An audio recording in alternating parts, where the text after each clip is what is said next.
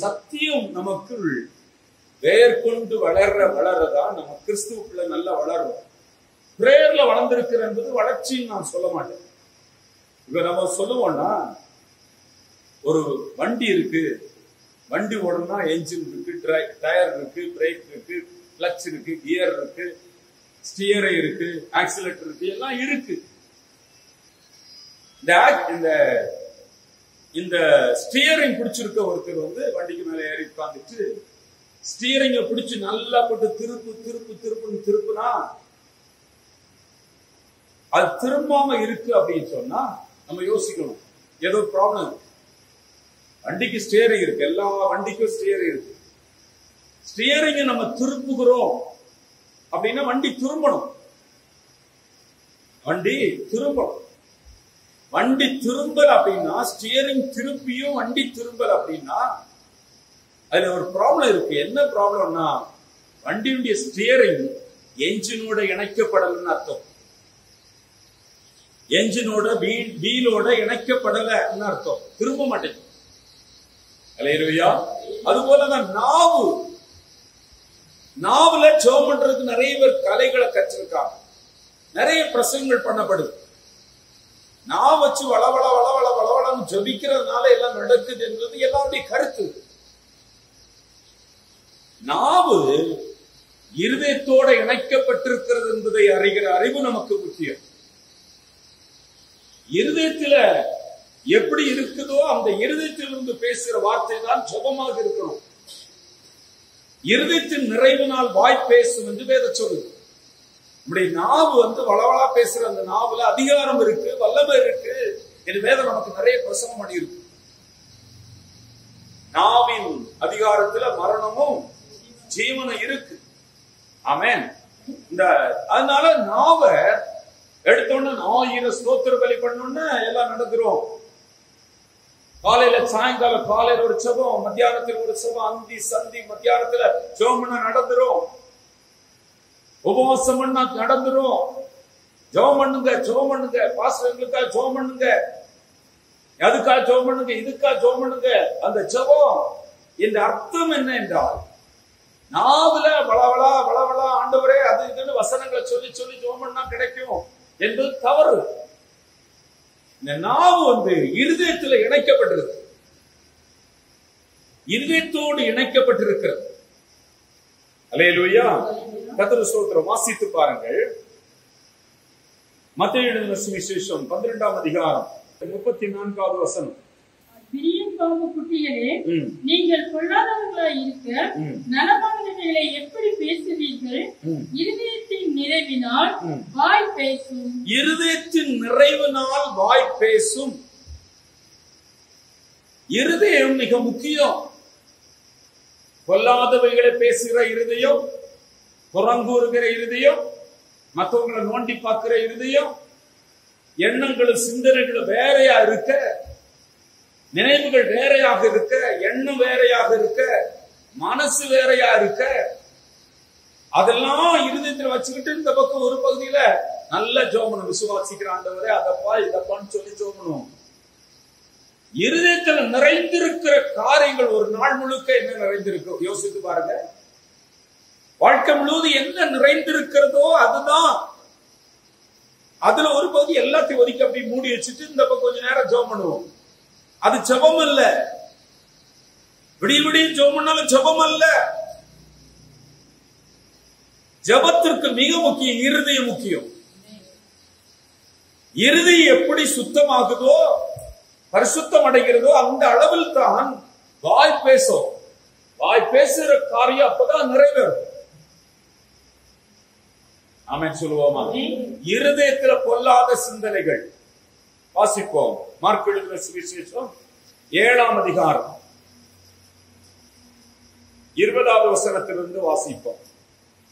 மனுஷனுக்குள்ளே இருந்து புறப்படுகிறதே மனுஷனை தீட்டுப்படுத்தும். இப்படிப்பட்ட தீட்டுப்படுத்தும் எப்படி எல்லாம் இருக்கு.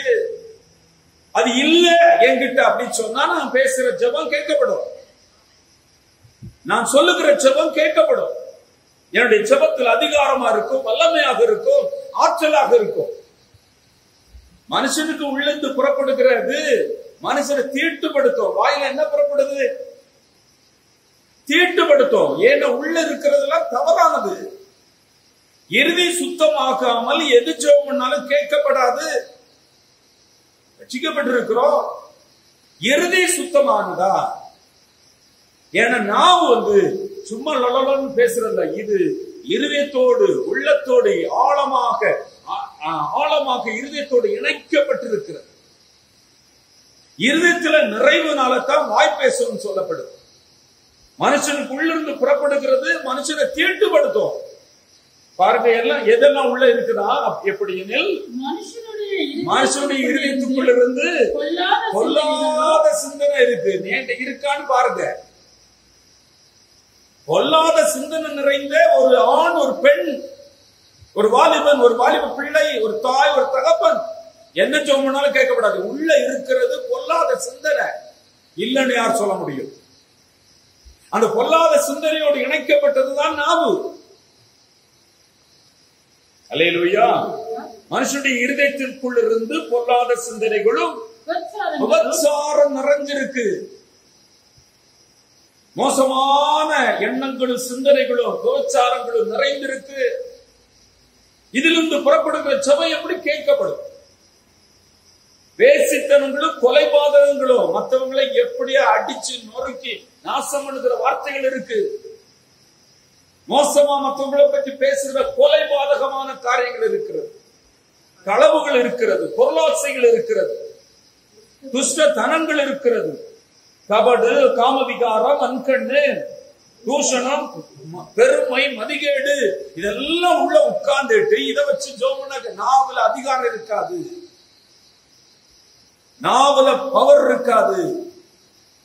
அந்த நாவனால் ஜெபிக்கிற ஜெபம் ஆண்டவர்கிட்ட போகாது. இருதயம் ஒரு என்ஜின் நல்லா இல்லைன்னா, புகையே கொட்டுதுன்னா எவ்வளவுதான் திருப்பினாலும் ஆக்சிலேட்டர் கொடுத்தாலும் வண்டி நல்ல பெர்ஃபார்ம் ஆகாது. புகை கொட்டுற வண்டியா இருக்கும், வண்டி சீஸா இருக்கும், வண்டியில ஆயில் இல்லாம இருக்கும், வண்டிக்குள்ள எது கேடு கெட்டு இருந்தாலும் வண்டி நல்லா இயங்காது.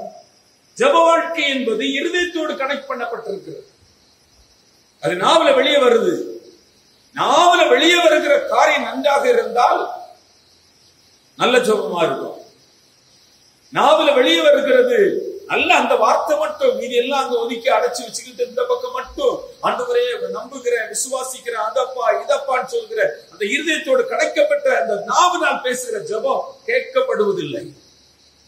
இருதயம் மிக முக்கியம். எல்லாவற்றுக்கும் இருதயம் மிக முக்கியம். அல்லேலூயா. கர்த்தருக்கு ஸ்தோத்திரம் உண்டாகட்டும். வேதாமத்துல நான் ஏற்கனவே உங்களுக்கு சொல்லியிருக்கேன்.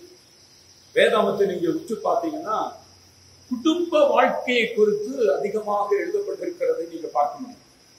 புதிய ஏற்பாட்டுல குறிப்பா இயேசு கிறிஸ்துவுக்கு பிறகுதான் கிறிஸ்துவமே ஆரம்பிக்குது. கிறிஸ்தவர்கள் பின்பற்றுகிற வழிகளில் இருந்த பிரச்சனைகளுக்கு நிறைய போதனைகள் தேவைப்பட்டிருக்கு. நிறைய பேர் அஞ்ஞான மார்க்கத்தில் இருக்காங்க, யூத மார்க்கத்தில் இருக்காங்க, கிரேக்க மதத்தில் இருக்காங்க, ரோம மதத்தில் பலவிதமான தெய்வங்களை பின்பற்றுகிற ஜனங்கள் ஆண்டவர் இயேசு கிறிஸ்துவை ஏற்றுக்கொண்டு வருகிற போது திருமண வாழ்க்கை குறித்த பிரச்சனை வருது. அதனால திருமணத்தை குறித்து பைபிள் நிறைய எழுதுகிறதை நான் பார்க்கிறோம். அல்லேலூயா. 1 கொரிந்தியர் 5ஆம் அதிகாரம், 1 கொரிந்தியர் 7ஆம் அதிகாரம், 1 கொரிந்தியர் 9ஆம் அதிகாரம், 1 தீமோத்தேயு 3ஆம் அதிகாரம், 1 தீமோத்தேயு 5ஆம் அதிகாரம், தீத்து 1ஆம் அதிகாரம், எபேசியர் 5ஆம் அதிகாரம், கொலோசியர் 3ஆம் அதிகாரம், 1 பேதுரு 3ஆம் அதிகாரம், இதில் எல்லாமே நிறைய வசனங்கள் குடும்பத்தை குறித்து போதிக்கிறது, திருமண வாழ்க்கை குறித்து போதிக்கிறது. அல்லேலூயா. அந்த பாஸ்டர் இன்னைக்கு எங்கேயோ போறார் போல. ஆமா, திருமண வாழ்க்கை குறித்து கிறிஸ்தவர்களுக்கு போதுமான அறிவு இல்லை என்பது என் மனதில் அதிகமாக உணர்த்தப்படுகிற ஒரு காரியம்.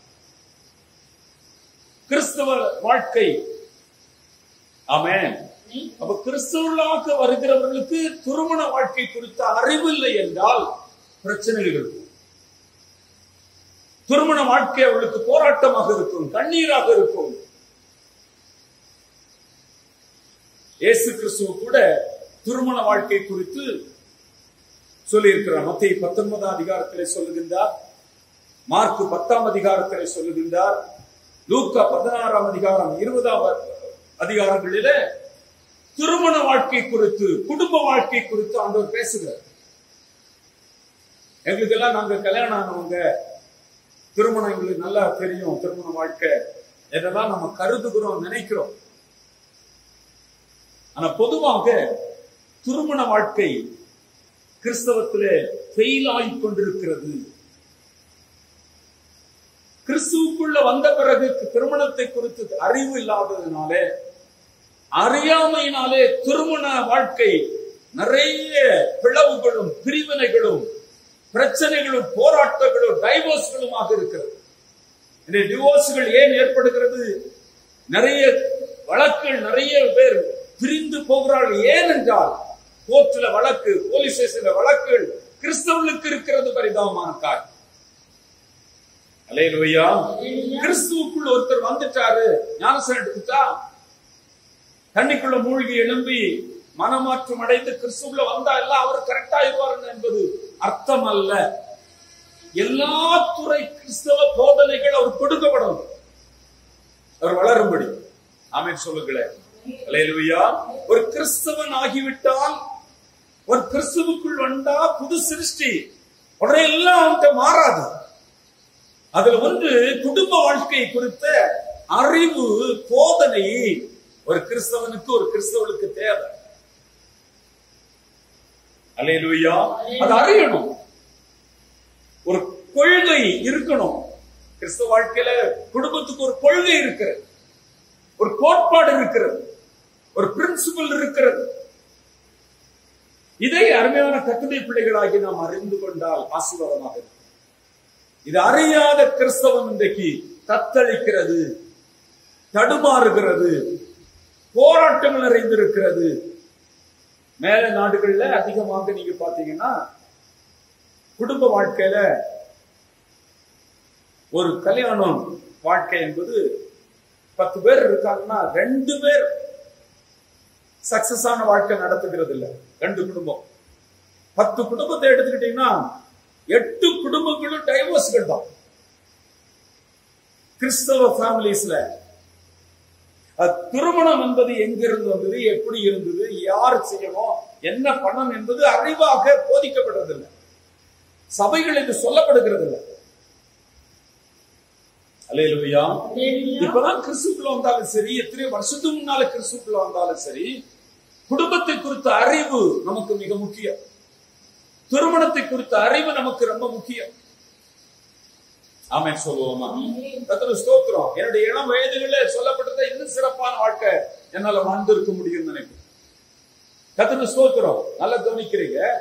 மேல நாடுகள்ல பாத்தீங்கன்னா இன்னைக்கு 2 பேர் சேர்ந்து கல்யாணம் பண்ணிக்குவாங்க. கிறிஸ்தவர்கள், நான் வேற யாரையும் பேசல, 2 பேர் கல்யாணம் பண்ணிக்குவாங்க. கல்யாணம் பண்ணிட்டு கொஞ்ச நாள் ஓட்டிட்டு அந்த ஃபேமிலியில குழந்தை வந்துடும்.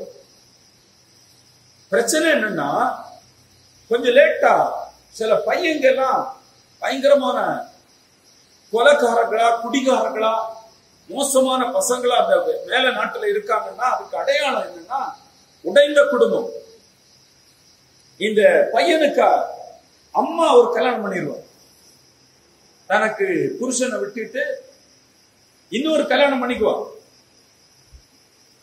அந்த தகப்பனார் இன்னொரு கல்யாணம் பண்ணிக்குவார். இந்த பையன் அனாமத்தா விடப்படுவார். அந்த பையங்க ஹாஸ்டல்ல படிக்கிற போது அப்பா அல்லது அம்மா, முதல்ல அம்மா என்னை பெற்றெடுத்த தாயிட்ட இந்த டிசம்பர் மாசம், இந்த மாசம் எங்களுக்கு 1 மாசம் லீவ் இருக்கு, அம்மாட்ட நான் வர்றேன் அப்படின்னு சொல்லி பெர்மிஷன் கேட்கணும். கவனிக்கிறீங்க? பெர்மிஷன் கேட்கணும். பெர்மிஷன் கேட்டா அந்த அம்மா என்ன சொல்லும் அப்படின்னா, இல்ல நீ இப்ப வராண்டா, நான் என் ஹஸ்பண்டோட இருக்கிறேன், நான் என்னுடைய ஹஸ்பண்டோட இருக்கிறேன், நானும் ஹஸ்பண்டும் எனக்கு பிறந்த பிள்ளைகளும் இன்னைக்கு நாங்க வெளியே போகிறோம், வேற ப்ரோக்ராம் வச்சிருக்கோம், நீ வர வேண்டாம், நீ வேற ஏதாவது பாத்துக்க அப்படின்னு சொல்லிடுவாங்க. அந்த பையன் தனக்கு தகப்பனாருக்கு போன் பண்ணா, இல்லப்பா எனக்கு ஒய்ஃபு அவளும் பிள்ளைகளும் நாங்க வேற ப்ரோக்ராம் வச்சிருக்கோம், நீ இப்ப இங்க வர வேண்டாம், வீட்டுல இடமும் வசதியா இல்லை என்று சொல்லுவாங்க. என் அருமையான தேவ பிள்ளைகள் கவனிப்ப, இது மேல நாடுகளில் நடக்கிற காரியம். அந்த உடைந்த குடும்பத்தின் பையனுக்குடைய வாழ்க்கை எப்படி இருக்கும், பையனுடைய வாழ்க்கை எப்படி இருக்கும், பெண்ணுடைய வாழ்க்கை எப்படி இருக்கும். இன்னைக்கு இந்த அறிவு நமக்கு அநேகருக்கு கிடைக்காது. இந்த கேள்வி கேட்டு விடுறதுக்காக பேசல. அநேக காரியங்களை தேவனுடைய பிள்ளைகள் அறிய வேண்டும். இது கிறிஸ்துக்குள்ள வந்தேன், ஞானஸ்நானம் எடுத்தேன், ரட்சிக்கப்பட்டேன் எல்லாம் நடந்துறாது. எல்லாவற்றுக்குரிய போதனைகள் நமக்கு தேவை. ஆமென் சொல்லுவோமா? அல்லேலூயா. உபதேசங்கள் தேவை. திருமணத்தை குறித்து போதனை இன்னைக்கு இல்ல. அந்த மாப்பிள்ளை அல்லது பெண்ணாக மாறுகிற அந்த மாப்பிள்ளைக்கும் பொண்ணுக்கும் திருமணத்தை குறித்து என்ன அறிவு கிடைக்கிறது, என்ன போதிக்கப்பட்டிருக்கிறாங்க? நம்ம வீடுகளில் பிள்ளைங்க வளர்றாங்க, திருமணம் உங்களுக்கு என்ன தெரியும், என்ன தெரியும்? நம்ம எல்லாம் கல்யாணம் பண்ணிட்டோம், திருமணம் நமக்கு என்ன தெரியும்? அதெல்லாம் கேட்காதீங்க, எங்களுக்கு தெரியும் இல்ல. திருமணத்தை குறித்து ஜோக் அடிக்கிற பாஸ்டர்ஸ், ஜோக் அடிச்சு சிரிக்க வச்சு நல்ல அப்படி பொண்ணு மாப்பிள்ளை பார்த்து சிரிக்க வச்சு இந்த ஃபங்க்ஷன்ல அவ்வளவுதான் பண்ண முடியும் அப்படின்னு அவங்க பண்ணிட்டு போயிடுவாங்க. இன்னும் சில பாஸ்டர்ஸ் பாத்தீங்கன்னா காணாம ஒரு கல்யாண வீட்டுல தண்ணி இருக்கிறாச்சு ரசமாச்சுன்னு அதையே போட்டு கலக்கிட்டே இருப்பாங்க. அது தவிர வேற டாபிக் இருக்காது. சரி, என்கேஜ்மெண்ட் வீட்டுக்கு போங்க, ஈசாக்கு பொண்ணு பார்க்க போன, ரெபேக்கால பார்க்க போன அந்த சம்பவத்தையே போட்டு ரீல் விட்டுட்டு இருப்பாங்க. மாப்பிள்ள எதை அறியணும், பொண்ணு எதை அறியணும் என்ற சத்தியம் போதனை சபைகள் இன்னைக்கு இல்லை. அது நான் மாப்பிள்ளை ஆகிறேன், நான் ஒரு பெண்ணாகிறேன், கணவன் ஆகிறேன், குடும்ப இதுல திருமணத்தில் நான் கணவனாக மாறுகிறேன், மனைவியாக மாறுகிறேன், என்னில் இருக்கிற நோக்கம் என்ன என்பது போதிக்கப்படுறதில்லை, சபைகளில் இல்லை. சபைதான் சொல்லிக் கொடுக்கணும். சபையில் தான் குடும்ப காரியங்கள் சொல்லி கொடுக்கப்பட்டிருக்கணும். ஆனா சபைதான் இன்னைக்கு உடைஞ்சு கிடக்கு. சபையில போனவங்க தான் உடைஞ்சு கிடக்குறாங்க. எத்தனையோ பேர் இடத்துல உடைந்த குடும்பங்கள் கண்ணீருடைய நானே பார்க்கிறேன். எத்தனையோ குடும்பங்கள்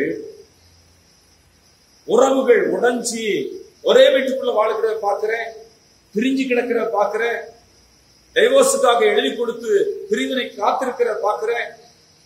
எல்லாம் கிறிஸ்தவர்கள். அல்லேலூயா. கர்த்தர் ஸ்தோத்திரம். கணவருக்கு தெரியணும் யாரால படைக்கப்பட்டோம். அல்லேலூயா. யார் என்ன டிசைன் பண்ணுனா, என்ன டிசைன் பண்ணது யாரு, என்ன நோக்கத்துக்கு, என்ன பயனுக்காக நான் டிசைன் பண்ணப்பட்டேன். ஒரு ஆண் என்ன பயனுக்காக டிசைன் பண்ணப்பட்டேன். பாருங்க, ஒரு ஃபேன் ஓடுது. இந்த ஃபேனை கார் மாதிரி செய்ய முடியாது. கார் இருக்குன்னா காரை போல இந்த ஃபேனை செய்து போட முடியுமா? இதுக்கு ஒரு நோக்கம் இருக்கு. காற்று பயன் என்னன்னா, இந்த ஃபேனுக்கு பயன் என்ன, காற்று கொடுக்கணும். அதற்கேற்ற ஒரு டிசைன் பண்ணி அதை வடிவமைச்சு அதுக்கு கப்பெல்லாம் போட்டு அதுக்கு பைப்பெல்லாம் மாட்டி அதுக்கு எலக்ட்ரிசிட்டி கொடுத்து உள்ள எல்லாம் அமைப்பெல்லாம் உருவாக்கி அதை இப்படி சுத்த வச்சு அதுல இருந்து காற்று கொடுக்கணும் என்பதுதான் அதனுடைய நோக்கம். ஒரு படைப்பாளி இருக்கிறான்னா ஒரு நோக்க பயனுள்ளதாக ஒரு பொருளை இந்த பயனுக்காக இந்த வடிவமைப்பு என்ற ஒரு நோக்கத்துல ஒரு படைப்பாளி ஒரு பொருளை உருவாக்குகிறான்.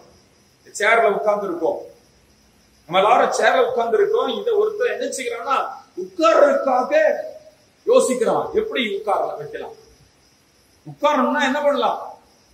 சாஞ்சி உட்காரணுமா, கை வச்சு உட்காரணுமா, முக்கால்ல உட்காரணுமா, நால் கால்ல உட்காரணுமா என்பதெல்லாம் நிறைய யோசிக்கணும். யோசித்து ஆற்றலோட ஒரு சேரை படைச்சதை வச்சுதான் நம்ம உட்காரோம். சேர் நம்ம சொல்லுகிற இந்த அமைப்பு டிசைன் பண்ணப்பட்டிருப்பது நமக்கு உட்கார்றது. ஆமென்.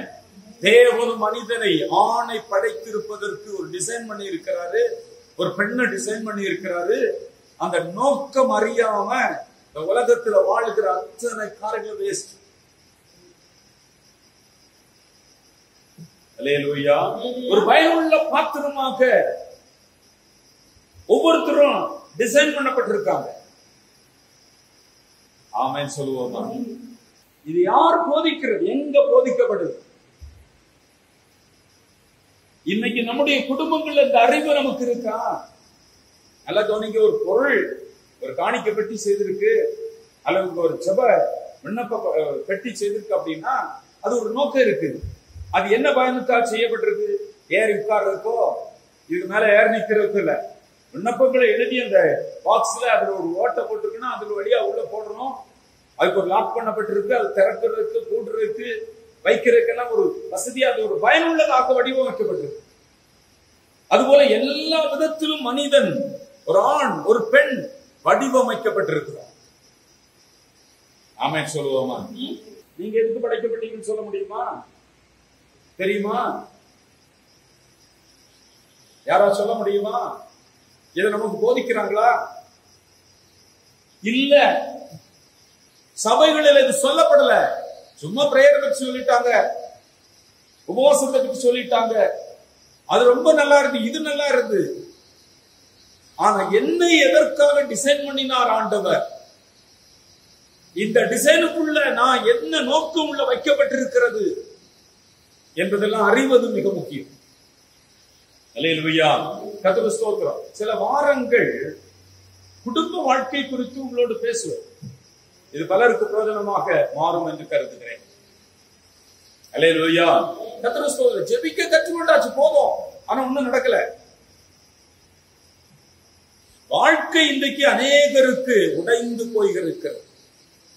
கிறிஸ்துவ லைஃப் கிறிஸ்டியன் லைஃபாக இல்ல. மேல நாட்டுல நான் ஏற்கனவே உங்களுக்கு ஒரு உதாரணத்தை எப்படி சொன்னேன். பல ஆயிரக்கணக்கானவர்கள், 10ல் 8 குடும்பங்களும் உடைஞ்சு போயிருக்கு. அவங்களுக்கு முதல்ல பிறந்தவங்களுக்கு குழந்தைங்க செதறி போயிருக்கு. அவங்களும் அப்படித்தான் குடும்ப வாழ்க்கை நடத்துறாங்க. அதுக்கு பிறகு அவங்களுடைய திருமணத்துல நம்முடைய அந்த கலாச்சாரம் இந்திய நாட்டுல கிறிஸ்தவ மத்தியில வந்துட்டு இருக்கு. நிறைய நடக்குது. குடும்பம் உடைஞ்சு கிடக்கு. காரணம் என்ன? அதற்குறித்தான உபதேசங்கள் இல்லை. வேதம் சொல்லுகிற வேத அறிவுரைகளை பின்பற்றுகிறதோ, பார்க்கிறதோ, படிக்கிறதோ இல்ல. கிறிஸ்டியன் லைஃப்ல மேரேஜ் லைஃப் வேற, தனித்தன்மை உள்ளது. தனித்தன்மை உள்ளது கிறிஸ்டியன் லைஃப். அல்லேலூயா. அது பைபிள் தான் நமக்கு சொல்லுது.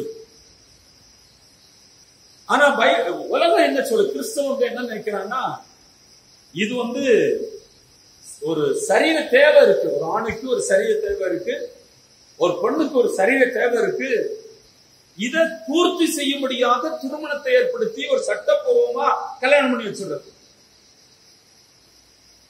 கவனிக்கிறீங்களா? ஒரு ஆணுக்கு ஒரு சரீர தேவை இருக்கு, ஒரு பெண்ணுக்கு ஒரு சரீர தேவை இருக்கு. அதுக்காக 2 பேரையும் சட்டப்பூர்வமாக்கி திருமணம் செய்து வச்சிருக்கிறது. சரீர தேவை இருக்கிறது என்பது உண்மைதான். ஆனா இவர்களுக்கு சரீர தேவைக்காக மட்டும் கல்யாணம் பண்ணிக்கிட்டானா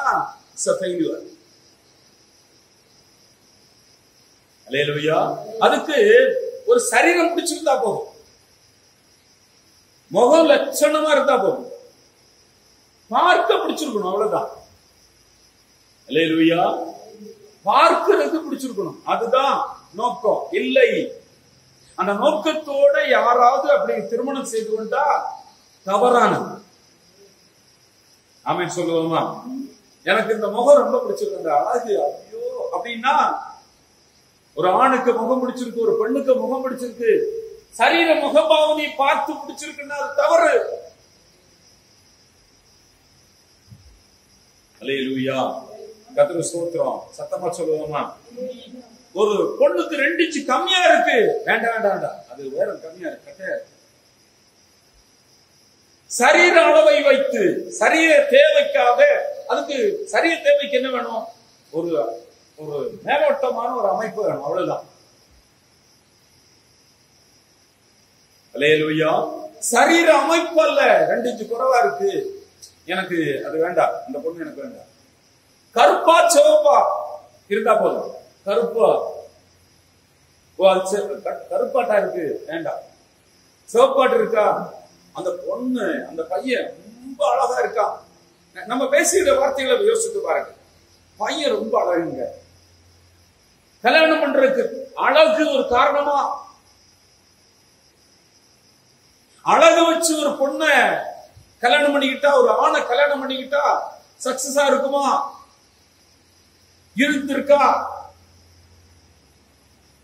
அல்லேலூயா, கர்த்தருக்கு ஸ்தோத்திரம் உண்டாகட்டும். சோப்பா ஒரு பொண்ணு வேணும், ஆனா கருப்பா ஒரு பொண்ணு இருக்கு. 40 பவுன் போடுவாங்க, கருப்பா இருக்கிறது 10 பவுன் கூட சேர்த்து போடுறாங்க. கட்டிக்க. இல்ல எனக்கு வேண்டாம். அவன் என்ன சொல்லுவான்? எனக்கு அப்படி வேண்டாம், இன்னும் கொஞ்சம் கூட கருப்பா ஒரு பொண்ணை பாருங்க. கொஞ்சம் கருப்பா இருக்கு, 10 பவுன் சேர்த்து போடுறாங்க. இன்னும் கூடுதல் கருப்பா இருந்தா என்ன செய்வாங்க? அதிகமா அவன் கணக்கு போடுறது வேறையா இருக்கும். நோக்கங்கள், திருமணத்துல நோக்கம் எப்படி இருக்கு? அல்லேலூயா, சத்தமா சொல்லுவோமா? அல்லேலூயா. கணக்கே வித்தியாசமா போடுறாங்க. இதுக்கு ஒரு அழகான சரீரம் தான் தேவை. வெளியில ஒரு அழகு இருந்தா போதும், மூஞ்சி அழகா இருந்தா போதும். கண்ணு ஏமா அழக பார்த்து, மூக்க பார்த்து, அல்லேலூயா, பல்ல அழக பார்த்து, உடல் அமைப்பை பார்த்து, ஒருத்தன் ட்ரம் அடிக்கிறத பார்த்து, கீபோர்டு போடுறத பார்த்து, டான்ஸ் ஆடுறத பார்த்து, நாடகம் நடிக்கிறத பார்த்து, சர்ச்சில் ஆக்டிவிட்டிஸ்ல அப்படி பண்றா இப்படி பண்றா அதை பார்த்து, நடையழக பார்த்து, ஒருத்தர் கை வீசுற பார்த்து, நடக்கிற பார்த்து, சிமிட்டுறத பார்த்து, இப்படி எல்லாம் கல்யாணம் பண்றவங்க இருக்காங்க. பார்த்தோடனே பிடிச்சிடும். அதெல்லாம் பார்த்த உடனே இந்த பொண்ணு பிடிக்குது, இந்த பொண்ணு பையன் பிடிக்குதுன்னா மேலோட்டமான அழக பார்த்து, உடல் அழகு, உடல் தேவைக்கு இது மட்டும் போதும். அது சக்சஸ் ஆகுமா? அல்லேலூயா. பார்த்த உடனே பஸ் ஸ்டாண்ட்ல பார்த்த உடனே அந்த பொண்ணை பிடிச்சிருச்சு, அந்த பையனை பிடிச்சிருச்சு, அப்படியே மேகத் மாதிரி எடுத்துருச்சு, கல்யாணம் பண்ணிக்கிட்டாங்க. வாழ்ந்துவிட மாட்டாங்க. அல்லேலூயா, கர்த்தருக்கு ஸ்தோத்திரம் உண்டாகட்டும். இதெல்லாம் ஒரு பொண்ணையும் ஒரு ஆணை முகத்தை பார்த்தோன்னு பிடிச்சிருக்கு, கண்ணும் பார்த்தோன்னு பிடிச்சிச்சு அப்படின்னா தப்பு. அல்லேலூயா. நம்ம பிள்ளைகளுக்கு, நம்முடைய சபைக்கு, நம்முடைய கிறிஸ்தவத்திற்கு இந்த அறிவு நமக்கு தேவை. இந்த உபதேசங்கள் தேவை. பைபிள் நல்லா சொல்லுது. கணவன் எப்படி இருக்கணும், கணவன் எதற்காக படைக்கப்பட்டான், மனைவி எப்படி இருக்கணும், மனைவி எதற்காக படைக்கப்பட்டாள், இந்த அறிவு நிறைய பேருக்கு இல்ல. நிறைய பேருக்கு இல்ல. அப்படியே காட்டானா வளருவான், ஒரு மாதிரி வளர வேண்டும். எதையோ ஒண்ணு பார்த்து அப்படி கல்யாணம் பண்ணி வைக்கிறது இல்ல வாழ்க்கை. இவங்களுக்கு நோக்கமே இருக்காது. யாருக்கு நோக்கம் இருக்காது சொல்லுங்க? அழக பார்த்துக்கிட்டு, மூஞ்ச பார்த்து, உடம்ப பார்த்து, உயரத்தை பார்த்து, கட்டையை பார்த்து, கருப்பை பார்த்து, சோப்பை பார்க்கிறவங்களுக்கு நோக்கம் இருக்காது.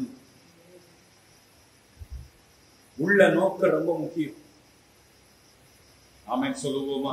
அல்லேலூயா, கர்த்தருக்கு ஸ்தோத்திரம் உண்டாகட்டும். அருமையானவர்களே, இது ஒரு சாராருக்கு சரீர நோக்கத்திற்காகவே கல்யாணம் பண்ணி வைக்கிறது. அதுக்காக ஒரு சட்டப்பூர்வமான கல்யாணம் பண்ணி வச்சிருது. ரெண்டாவது பாத்தீங்கன்னா, இதெல்லாம் திருமணத்தை யார் ஏற்படுத்துகிறான்னா பெரியவங்க ஏற்படுத்துறாங்க, முன்னோர்கள். இப்படி நிறைய பேர் நினைக்கிறாங்க, பெரியவங்க பார்த்து கல்யாணம் பண்ணி வைக்கணும். ஒரு அம்மா சொல்லுவாங்க, என்னை கொண்டு போய் இந்த படுபாதாளத்துல தள்ளிட்டாங்க எங்க சகோதரன் அண்ணமாரெல்லாம் சேர்ந்து.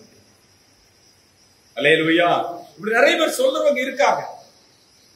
முன்னோர்கள் பெரியவங்க பார்த்து கல்யாணம் பண்ணி வைக்கிறது. கல்யாணம் யாரால ஏற்படுத்தப்படுறது? இது நமக்கு, நம்முடைய குடும்பத்துல நம்ம பிள்ளைகளுக்கு நமக்கு தெரியும். கல்யாணம் யார் ஏற்படுத்துறது, திருமணம் யார் ஏற்படுத்துறது? அல்லேலூயா. சும்மா பேசக்கூடாது. கல்யாணத்துக்குள்ள யாரெல்லாம் நுழைகிறோம்? இந்த பையனையா அவ பார்த்தா, இந்த பொண்ணை அவன் கல்யாணம் பண்றான். பார்த்தா அவன் இருக்க எதுக்கு அவா இப்படி எல்லாம் நம்ம பேசுறோம் இல்லையா? நம்முடைய சமுதாயம், கிறிஸ்தவ சமுதாயம் அதை பேசுதா இல்லையா? அவன் இருக்க லட்சணத்துக்கு அவ என்ன எங்க ஈடு கொடுக்க முடியும்? அவ இருக்கிற இவனா போய் அமைஞ்சான். அல்லேலூயா. இப்படி எல்லாம் பேசுற நிறைய பேர் இருக்காங்க, நிறைய கமெண்ட்ஸ் இருக்கு. இதை பார்ப்பதில்லை கிறிஸ்தவம். இது அல்ல திருமண வாழ்க்கையில நோக்கம், உள்ள இருக்க நோக்கம் அது அல்ல. நிறைய பேர் கூட நடக்க மாட்டாங்க, ஹஸ்பண்ட் கூட போக மாட்டாங்க, ஒய்ஃப் கூட நிக்க விரும்ப மாட்டாங்க. இப்படி நிறைய பேர் இருக்காங்க. நிறைய விதமான கிறிஸ்தவ ஜோடிகள் கிறிஸ்தவத்துக்குள்ள இருக்காங்க. இது யாரு தெளிவா புரியணும். பைபிள் கிறிஸ்துக்குள்ள வந்த பிறகு கிறிஸ்தவ மாப்பிள்ளைன்னா யாரு, கிறிஸ்தவ பொண்ணு யாரு, ஆண் எப்படி இருக்கணும், புருஷன் எப்படி இருக்கணும், மனைவி எப்படி இருக்கணும் என்பதை தெளிவா புரிஞ்சிருக்கணும். அல்லேலூயா. சத்தமா சொல்லுவோமா? கர்த்தர் சொல்ற பெரியவங்க எல்லாம் சேர்ந்து நிறைய கணிச்சு இந்த பையனுக்கு இந்த பொண்ணு கரெக்டா இருக்கும், பார்த்தா சரியா பொருத்தமான ஜோடி அப்படின்லாம் பார்த்து கல்யாணம் பண்ணி வைக்கிறது இல்ல கல்யாணம். அல்லேலூயா. கர்த்தர் ஸ்தோத்திரம். கல்யாணம், திருமணம் என்பது மனுஷர் ஏற்படுத்துகிறது அல்ல, மனுஷரால் உண்டானது அல்ல. பெரியவங்க நிச்சயிக்கிற திருமணம் அல்ல கர்த்தருடைய திருமணம். கர்த்தர் ஏற்படுத்துகிற திருமண நோக்கம் அது அல்ல, பெரியவங்க ஏற்படுத்துகிறது. பைபிளை புரியணும். நம்ம சமுதாயத்தை புரிந்து வாழ்கிறது இல்ல, சமுதாயத்தில் நடந்ததை செய்வதல்ல, என் வாழ்க்கையில நான் செய்ததே அல்ல, பைபிள் சொல்லுகிறதை, கர்த்தருடைய வார்த்தை சொல்லுகிறதை, தேவன் ஏற்படுத்தும் நோக்கத்தை புரிந்து செயல்படுவதை இன்றைக்கு கர்த்தர் நம்ம இடத்தில் எதிர்பார்க்கிறார். ஆமென் சொல்லுவோமா? நல்லா கவனிங்க. நிறைய பேர் நினைக்கிறாங்க, முதல்ல பிறந்த உடனே ஒரு மாதிரி காட்டு பிராண்டி போல வளர்ந்தான், இருந்தான், ஊர் சுத்திட்டு ஒரு மாதிரி இருந்தான். இப்ப நல்லா படிச்சுட்டான், நல்லா படிச்சு இப்பதான் நல்லா நீட்டா டீசெண்டா நடக்கிறான், டீசெண்டா பேசுறான். படிப்பு ஒரு மனிதரை திருமணத்திற்கு தகுதிப்படுத்துகிறதா? என்ன படிச்சிருக்கான் மாப்பிள்ளை, என்ன படிச்சிருக்கான் பொண்ணு, என்ன படிச்சிருக்கா? படிப்பு ஒரு பையனை, ஒரு பிள்ளையை திருமணத்திற்கு தகுதிப்படுத்துகிறதா? இல்ல. அல்லேலூயா. நல்லா கவனிக்கிறீங்க. இப்ப நான் என்ன சொல்ல வருகிறது புரியும். சரி, நல்ல வேலையில வந்துட்டான், நீட்டா ட்ரெஸ் பண்ணி அப்படி இது பண்ணிக்கிட்டு பார்த்தா டிப் டாப்பா சம்மன் நடக்கிறான், நல்ல வேலை, நல்ல சம்பாத்தியம், ஆளெல்லாம் அப்படி ஜம்முன்னு வெறுமி கட்டிட்டு நடக்கிறான். பாத்தீங்கன்னா நல்ல வண்டியில் வச்சிருக்கான், நல்ல வசதியா இருக்கான், நல்ல கோட்டு சூட் எல்லாம் போட்டு வந்து நிக்கிறான். அன்னைக்குதான் ஒரு மாதிரி காட்டு புராட்டியா இருந்தான், நல்லா படிச்சு நல்ல வேலைக்கு வந்துட்டான். அவங்க எல்லாம் அதுதான் திருமண வாழ்க்கைக்கு கல்வி, வேலை, அதுதான் திருமண வாழ்க்கைக்கு தேவன் சொல்லுகிறாரா? சொல்லுங்க பாப்போம். அல்லேலூயா. கர்த்தர் ஸ்தோத்திரம். நல்லா கவனிக்கிறீங்க. படிப்பு இல்ல திருமண தகுதியை கொடுக்கிறது, வேலை திருமண தகுதியை கொடுக்கல. என்ன மாப்பிள்ளைக்கு என்ன வேலை கேட்கிறோமா இல்லையா? பொண்ணுக்கு என்ன வேலை? பொண்ணு என்ன படிச்சிருக்கா? மாப்பிள்ளை என்ன படிச்சிருக்கான்? ஹலோ, நம்முடைய சிந்தனை இதெல்லாம் உலகத்தில் இருக்கிறவைகள். கிறிஸ்துவுக்குள் இருக்கிற குடும்பத்தார் புரிய வேண்டிய காரியம், உபதேசங்கள் என்ன சொல்லப்பட்டிருக்கு, என்ன சொல்லப்பட்டிருக்கு, அதை நம்ம அறியணும். நல்ல கவனிக்க. கிறிஸ்தவ குடும்பங்களில பையன் இருக்கான், பொண்ணு இருக்கான்னா அவங்க இருதயம் பாவ இருதயமாக இருந்தா எவ்வளவுதான் கல்வி கற்றாலும் இந்த பாவத்தை கல்வியோட இணைச்சு எவ்வளவு அதிகமான பாவம் செய்வானோ அதுதான் செய்வான். உலகத்தில் கொடுக்கப்பட்ட கல்வி பட்டங்கள் பாவி என்ற ஸ்தானத்தில் இருந்து பாவத்தை பெருகதம் பண்ண வைக்குமே தவிர டெக்னிக்கலா பாவம் செய்வான். பாவ இறுதியை மாற்றப்படாமல் கல்யாணம் பண்ணிக்கிட்டானா டெக்னிக்கலா பாவம் செய்வான். அல்லேலூயா. சம்பாத்தியம், வருமானம், வேலை, நல்ல வருமானம் நிறைய வந்துச்சுன்னா பண பலத்தோடு கூட பாவத்தை செய்வான். ஆமென் சொல்லுங்களேன். பண பலம் பாவத்தை செய்ய வைக்கும். ஒரு பொண்ணு அப்படித்தான் செய்ய வைக்கும், ஒரு ஆண் அப்படித்தான் செய்ய வைக்கும். ஆமென் சொல்லுவோமா? அல்லேலூயா. மிக முக்கியம். ஒரு ரொம்ப மோசமா ரவுடியா ஊர் சுத்திட்டு கிடந்தா, ஒரு நாடு கிரவுண்ட்ல அந்த பசங்க கூட எல்லாம் கிடந்து கிரிக்கெட் விளையாடிட்டு கிடந்தா, அங்க சுத்துனா இங்க சுத்துனா, அங்க சுத்துனா இங்க சுத்துனா, மோசமான பேர் எடுத்தான். அவனுக்கு இன்னைக்கு கல்யாணம் வந்துருச்சு அப்படின்னா, கல்யாண நாட்கள் வரும்போது பையன் என்ன செய்யறான்? அவன் அந்த கம்பெனில வேலை பார்க்கறான், அந்த ஐடி கம்பெனில வேலை பார்க்கிறான், இவ்வளவு படிச்சிருக்கிறான், அதனால அவனுக்கு பொண்ணு பார்க்கணும். அவன் வந்து பார்த்தா அவனுடைய இருதயம் மாற்றப்படாத ஒரு பையன், இருதயம் மாற்றப்படாத ஒரு பெண், எவ்வளவு படிச்சிருந்தாலும் சரி, எவ்வளவு பெரிய வேலை பார்த்தாலும் சரி, அந்த வாழ்க்கை வெற்றியான வாழ்க்கையா இருக்காது. பணம் சம்பாதிக்கிறவன் கல்யாணம் பண்ணா, நீ நிறைய சம்பாதிக்கிறியா நான் சம்பாதிக்கிறேன்னா, நீ படிச்சியா நான் படிச்சா, நீ பெருசா நான் பெருசா, இதுதான் நடக்கும். அல்லேலூயா. கல்யாணத்துக்கு எதை பார்க்கணும்?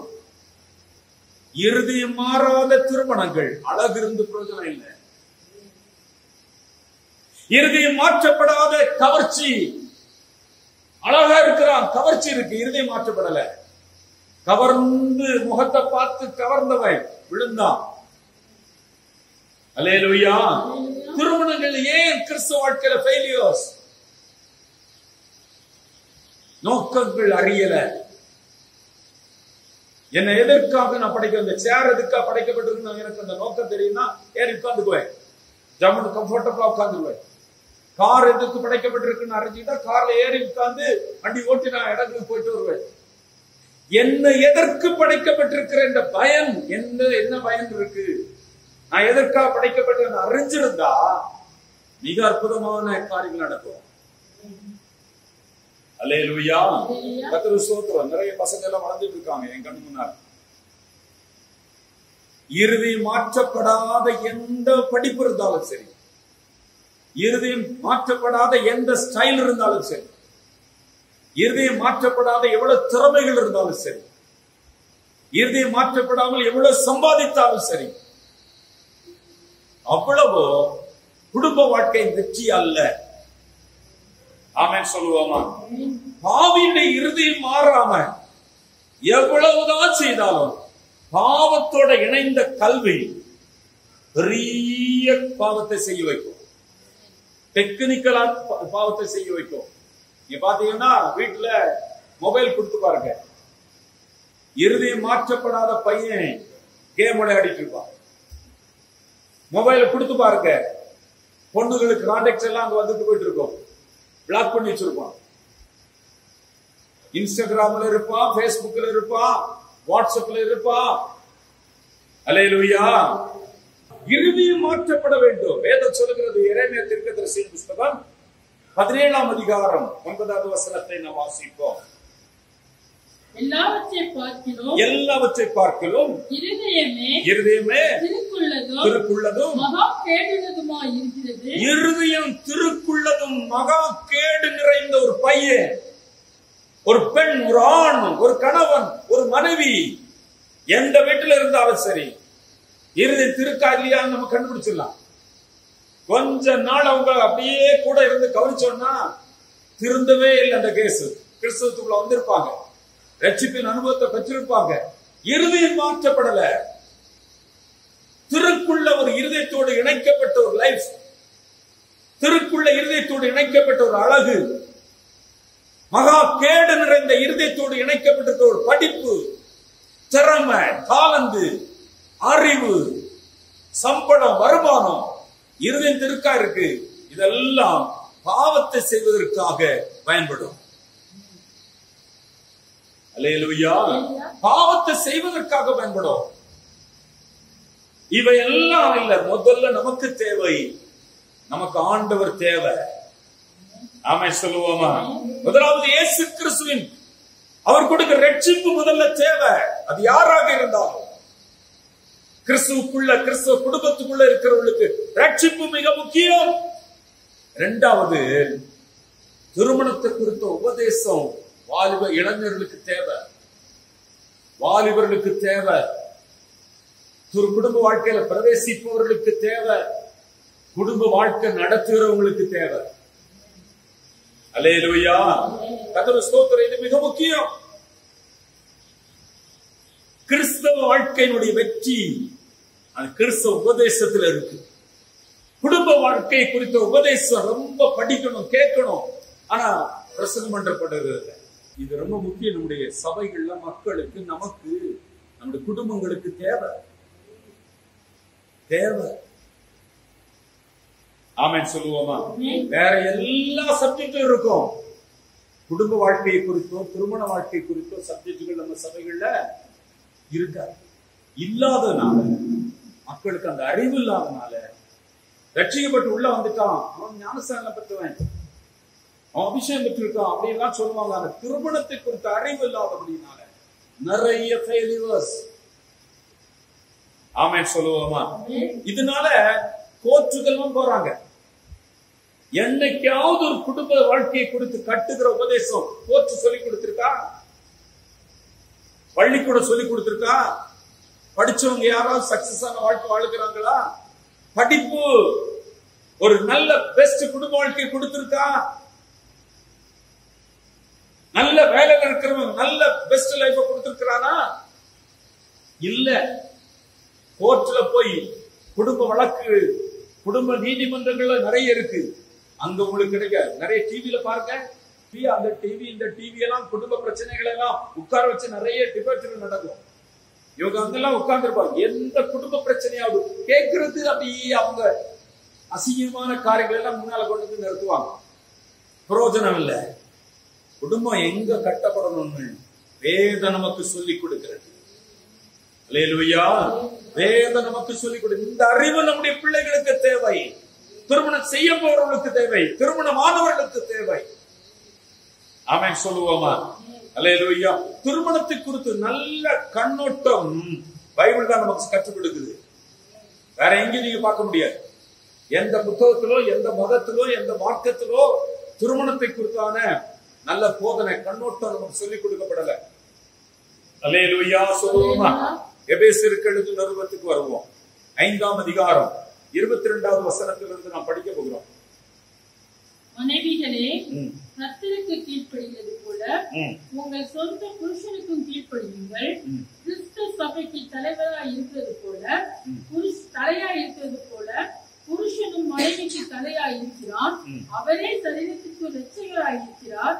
ஆகையால் சபையானது கிறிஸ்துவுக்கு கீழ்ப்படிந்தது போல மனைவிகளும் தங்கள் சொந்த புருஷர்களுக்கு எந்த காரியத்திலேயும் கீழ்ப்படிந்திருக்க வேண்டும்.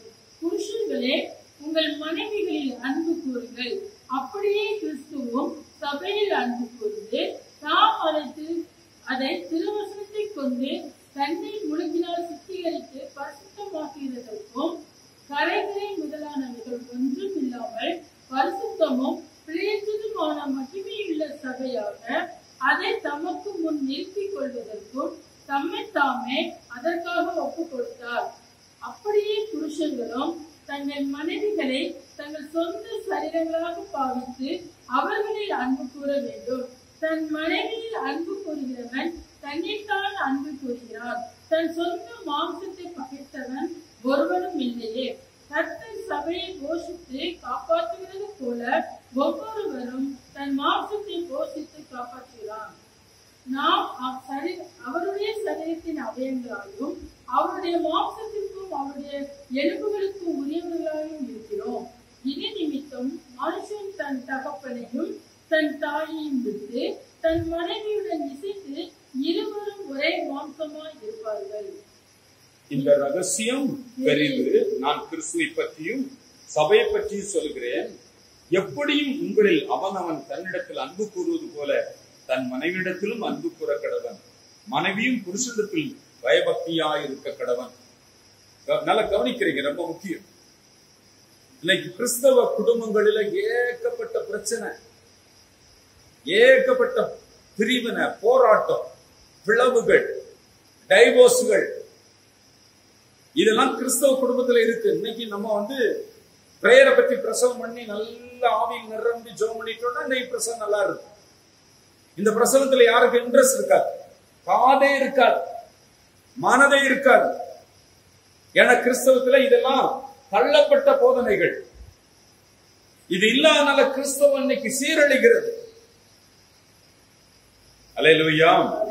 சரியா திருமணத்தை குறித்த சரியான வேத வசன அறிவு இருந்தா, வேத வசனத்துடைய அறிவு இருக்கணும். வசனங்களை கவனித்து நம்ம படித்து அதன் குறித்தான அறிவை உபதேசங்களை நம்முடைய மனதில் பதித்திருந்தா, வேத வசன போதனை இருந்தா இவ்வளவு டைவோர்ஸ்களை பார்க்க முடியாது, எவ்வளவு உடைஞ்ச குடும்பங்களை பார்க்க முடியாது. ஏகப்பட்ட குடும்பம் வீட்டுக்குள்ளே இருப்பாங்க, ரெண்டா இருப்பாங்க. அல்லேலூயா. இன்னைக்கு சமுதாயத்தில் நிறைய குழப்பங்கள் இருக்கு. கிறிஸ்தவ சமுதாயத்தில் புருஷனை காப்பாற்றுறது மனைவி போராட வேண்டி இருக்கு இன்னைக்கு. ஏன்னா புருஷனுக்கு அந்த அறிவு பத்தல, மனைவிக்கு அந்த அறிவு பத்தல. மனைவியை காப்பாற்றுறதுக்கு புருஷன் ஏகப்பட்ட போராட்டம். எத்தனை புருஷமார் அங்க தொடர்பு இங்க தொடர்புன்னு சொல்லி அதை காப்பாத்துறதுக்கு மனைவிமாறு உயிரை கொடுக்க வேண்டி இருக்கு, அழ வேண்டி இருக்கு. என் புருஷன் நாளை கூட கண்ணீர் வெளியே சொல்ல முடியாது. மனைவியை குறித்து எத்தனை பேர் என்கிட்ட எத்தனை ஜெபங்கள், எத்தனை காரியங்கள் வந்து கொண்டிருக்கு. மனைவியை காப்பாற்றணும். அல்லேலூயா. அவ என்னோடு கூட அவ இருக்க வைக்கணும். எனக்கு குழந்தைய இருக்கு, என் பிள்ளைகளோட என்னோட அவ இருக்கணும் சொல்லி ஒய்ஃப காப்பாற்றணும். அதுக்கு எவ்வளவு போராட்டம். புருஷன் என் கூட இருக்கணும், அதை காப்பாற்றணும். அதுக்கு எவ்வளவு போராட்டம். பிள்ளைகள் கண்ட தொடர்பெல்லாம் வச்சுக்கிறாங்கன்னு சொல்லி அந்த பிள்ளைகளை காப்பாற்ற எவ்வளவு போராட்டம். ஏன்னா உபதேசம் இல்லை, போதனை இல்லை. போதனை நம்முடைய கிறிஸ்துவ லைஃப்னா இப்படி இருக்க வேண்டும் என்ற அந்த வேத வசன அறிவு இல்லை. அறிவு இருந்திருந்தா நம்ம குடும்பங்கள் கூட பாதிக்காது, நம்ம பிள்ளைகள் கூட பாதிக்க மாட்டாங்க. ஆமென் சொல்லுவோமா? அல்லேலூயா. நல்ல கவனிக்க. முதல்ல நம்ம கவனிக்கணும். நான் ஏற்கனவே எப்போது சொல்லுவேன், தாய் பத்திரத்துக்கு நம்ம திரும்பணும். நம்ம எங்க திரும்பணும்? தாய் பத்திரம். இப்போ எனக்கு இந்த தம்பி ஒரு லேண்ட எழுதி கொடுக்கிறார் அப்படின்னா அவர் வச்சிருக்க அந்த டாக்குமெண்ட் கேட்போம். அந்த டாக்குமெண்ட்டை பேஸ் பண்ணி தான் நான் எனக்கு அந்த இடத்தை நினைச்சுவேன் பதிவு செய்யணும். ஆனா அந்த பத்திரம் உண்மையா பொய்யா ஃபார்ஜரியா இருக்கா ஏமாற்றா இருக்கான்னு கண்டுபிடிக்கிறதுக்கு என்ன செய்வோம்னா, அந்த தம்பி வச்சிருக்க பத்திரத்துக்கு முந்திர மூல பத்திரம் தாய் பத்திரத்தின்படி அந்த டாக்குமெண்ட் தம்பி வச்சிருக்கா, வில்லங்க இருக்கா, வில்லங்க சர்டிபிகேட் இருக்கா, அப்பதான் மூல பத்திரத்தின் ஒரிஜினல் வழிதான் இந்த லேண்டு இன்னாருக்கு உரிமையா இருக்கு, அதை நான் வாங்க போற விலை கொடுக்க போறேன்னு சொன்னதை உறுதிப்படுத்த முடியும், அதுதான் எழுத முடியும். அதுபோல நம்முடைய திருமண வாழ்க்கை என்பது முதல்ல தாய் பத்திரத்துக்கு திரும்பணும். ஆமென் சொல்லுவோமா? அல்லேலூயா. ஒரிஜினல் டீட் ரொம்ப முக்கியம். திருமணம் மனுஷனாலோ சூழ்நிலை சந்தர்ப்பத்தினாலோ சரீர தேவையினாலோ ஏற்படுத்தப்பட்ட ஒன்று அல்ல. இது தேவனாலே ஏற்படுத்தப்பட்டது. ஒரு நோக்கம் அதுல வச்சுதான் ஆண்டவர் தேவன் ஏற்படுத்துகிறார். அல்லேலூயா. கர்த்தருக்கு ஸ்தோத்திரம். இந்த தேவனால் ஏற்படுத்தப்பட்டுன்னு சொல்லிட்டு கல்யாண வீட்டுல பிரசவம் பண்ணணும்னு வைங்க, இதெல்லாம் அங்க பேச முடியாது, சர்ச்சிலையும் பேச முடியாது, இப்படிப்பட்ட பிரேயர்களே பேச முடியாது. இந்த பேச முடியாம பின்தள்ளப்பட்ட செய்திகள்னால குடும்பங்கள் உடையுது. கணவருடைய ஸ்தானத்தில் நிற்பதில்லை, மனைவி என்ற ஸ்தானத்தில் நிற்பதில்லை. குடும்பங்கள் சீரழிகிறது, பாழாகிறது. சீரற்ற ஒரு சீரழித்த ஒரு சமுதாயத்தை மற்றவர்களுக்கு முன்பாக நாம் காண்பிக்கிறோம். ஒரு முன்மாதிரி இல்லை. இதைத்தான் நம்முடைய பிள்ளைகள் பார்த்துட்டு இருக்காங்க. அவங்க எதை செய்வாங்க? நாம் காட்டுற எதான் பார்த்துருவாங்க. எங்க அப்பா அம்மா எதுல போராடுறாங்க, ஓகே, அதுதான் அவங்க மனத்துல பதியும். எங்க அம்மா எதுக்கு போராடுறாங்க, எங்க அப்பா எதுக்கு போராடுறாங்க, பிள்ளைக்கு மனதில் அது பதியும். இது நமக்கு மிக முக்கியம். ஆமென் சொல்லுவோமா? அல்லேலூயா. கர்த்தருடைய நாமத்துக்கு மகிமை உண்டாகட்டும். இந்த நாட்டா இருக்கவங்களே, திருமணம் என்பது நல்ல கவனிங்க. கல்யாண வீட்டுல மாப்பிள்ளை பொண்ணு தான் கேட்காம இருக்காங்க, வந்திருக்கவங்க கேட்பாங்களா? உறவுகளை பார்த்து பேசுறதுல கவனமா இருப்பாங்க. அல்லேலூயா. நட்புகளை பார்த்து பேசுறதுல கவனமா இருப்பாங்க. விருந்த பற்றி யோசித்து இருப்பாங்க. இதுல போய் கல்யாணத்தை பற்றியோ மாப்பிள்ளை பற்றியோ பொண்ணை பற்றியோ ஒரு சீரியஸான ஒரு உபதேசத்தை சொல்ல முடியுமா? யாராவது கேட்பாங்களா? கல்யாண வீட்டிலையும் பேச முடியாது, சபையிலையும் பேச முடியாது. ஆகையினால நம்முடைய குடும்பங்கள் பாதிக்கப்படுது. அல்லேலூயா சொல்லுவோமா? அல்லேலூயா. திருமணம் என்பது மனுஷனாலே உண்டானது இல்லை. ஒரு மாப்பிள்ளைனால, ஒரு ஆண் மகனால, ஒரு பெண் மகள்னால உண்டானது அல்ல. இல்ல அப்பா அம்மாவனால, பெரியவங்கனால, ஊருக்கு பெரியவங்க பாஸ்டர்ஸ்னால உண்டானது அல்ல. பாஸ்டர் ஜோம் பண்ணி சொல்லுங்க, கோர்ட்டுக்கு போவாங்க, ஐயோ இந்த வேலையே வேண்டாம், கல்யாண ஏற்பாடு நமக்கே வேண்டாம், ஒதுங்கி ஓடிடுவேன். பாஸ்டர்ஸுடைய முடிவோ, பெற்றோருடைய முடிவோ, மாப்பிள்ளை பொண்ணுடைய முடிவோ அங்க எந்த மனுஷனுடைய முடிவு அல்ல, தேவனால் உண்டாக்கப்பட்டது. அல்லேலூயா. திருமணம் முற்றிலும் தேவனுடைய அனந்த ஞானத்தினால உண்டாக்கப்பட்டது. ஒரு மனுஷன் ஆணை படைக்கிற போது சும்மா ஏதோ சோறு தின்னுட்டு இதெல்லாம் படைச்சு வச்சிருக்கு, தின்னுட்டு நட அப்படின்னு படைக்கல. கனியெல்லாம் வச்சிருக்கேன், தோட்டத்தை வச்சிருக்கேன், உனக்கு அதை வச்சிருக்கேன், இதை வச்சிருக்கேன், தின்னுட்டே நடல. ஒரு நோக்கம் வச்சிருக்காரு. இவங்க ஆணாக டிசைன் பண்றதுக்கு, ஒரு டிசைனாக உருவாக்குறதுக்கு ஒரு நோக்கம் அதுல வச்சிருக்காரு. வேதத்தில் நம்ம வாசிக்கிறோம், ஆதியாகமம் 1ஆம் அதிகாரம் 27வது வசனத்தை வாசிப்போம். தேவன் தம்முடைய சாயலாக மனுஷனை சிருஷ்டித்தார். அவனை தேவ சாயலாகவே மனுஷனை சிருஷ்டித்தார். ஆணும் பெண்ணுமாக சிருஷ்டித்தார். எப்படி பண்ணாரு? ஆணாக ஒரு டிசைன், பெண்ணாக ஒரு டிசைனாக பண்ணுகிறார். இதுல ஆண்டுடைய ஞானம் அதுக்குள்ள இருக்கு. அதுல அவருடைய அறிவு, அவருடைய யோசனை, இந்த மகனை இப்படி படைச்சு இவன் இப்படி இருக்கணும், இவன் இப்படி எல்லாம் பண்ணணும், இவன் இப்படி எல்லாம் நடக்கணும், இப்படி எல்லாம் வாழணும் சொல்லி ஒரு நோக்கத்தை அவனுக்குள்ள வச்சுட்டு அவனுக்கு டிசைன் பண்றார். ஒரு ஆணை உண்டாக்குகிறார்.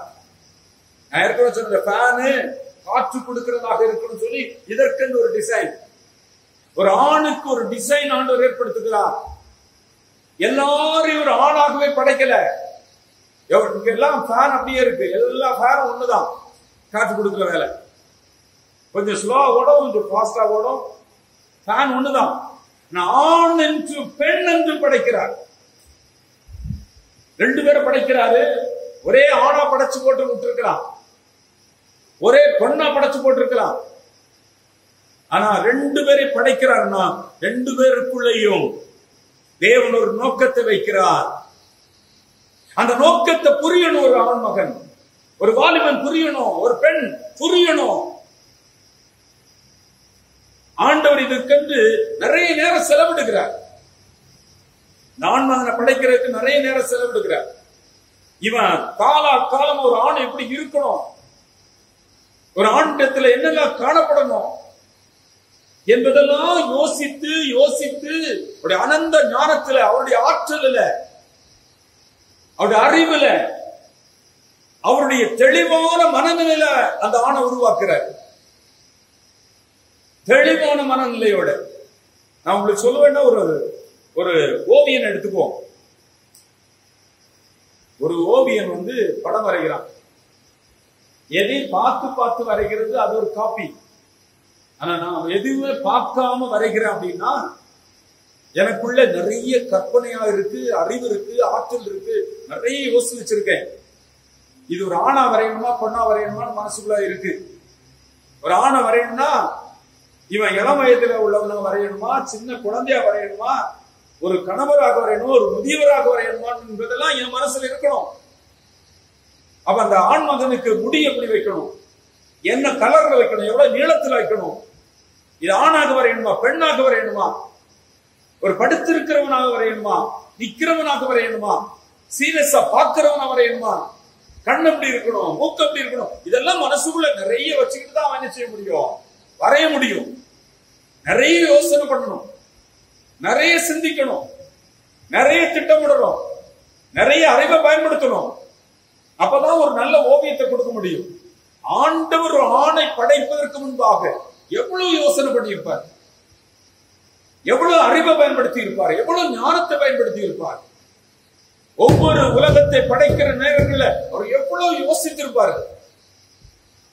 அவ்வளவு ஆற்றலோடு, அவ்வளவு அறிவோடு, அவ்வளவு திறமையோடு, அவ்வளவு வெளிப்பாடோடு, அவ்வளவு தெளிவோடு கூட உலகத்தை படைச்சார். ஒரு ஆணை படைக்கிறார்.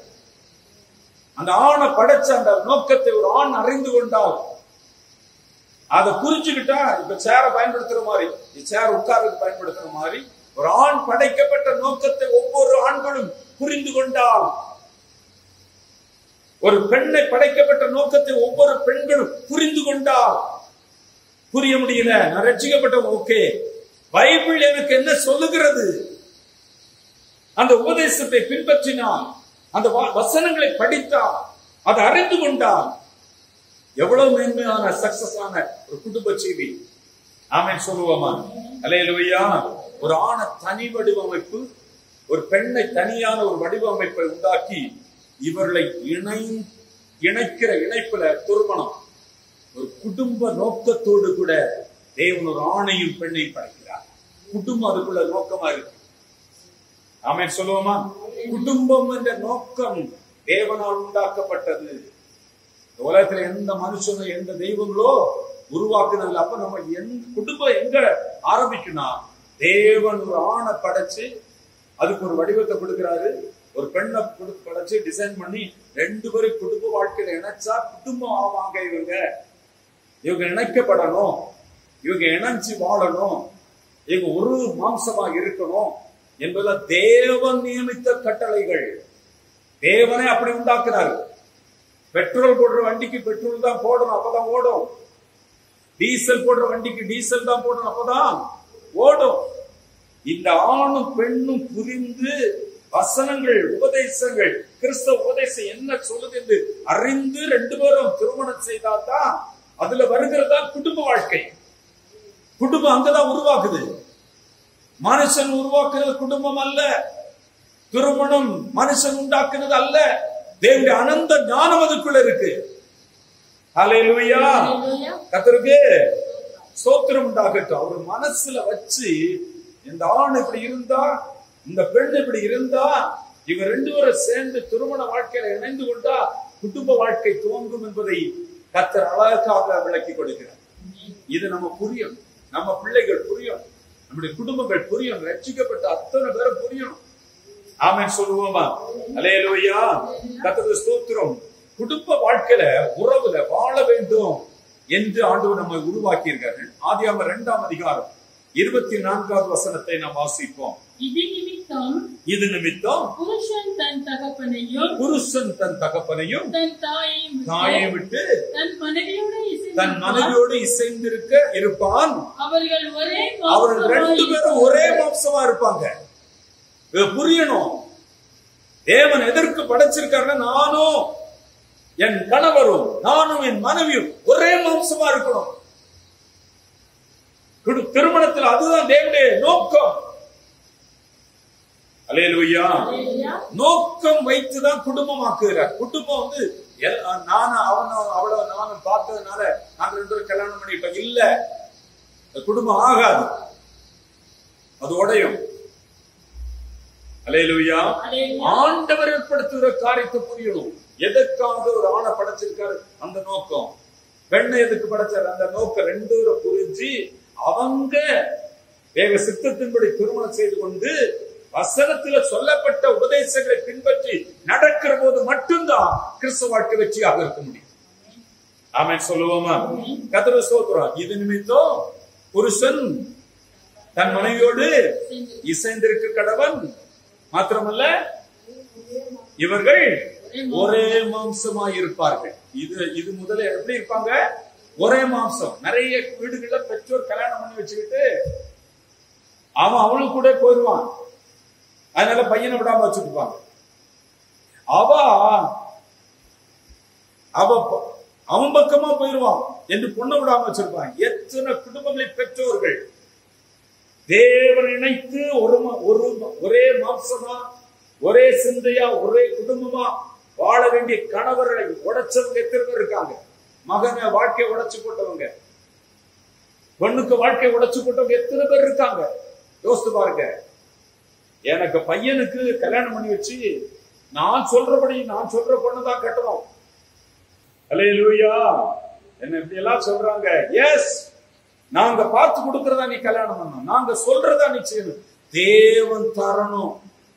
என் மகனுக்கு தேவன் தரணும், என் பிள்ளைக்கு தேவன் தரணும். திருமணம் கர்த்தரால் ஏற்படுது.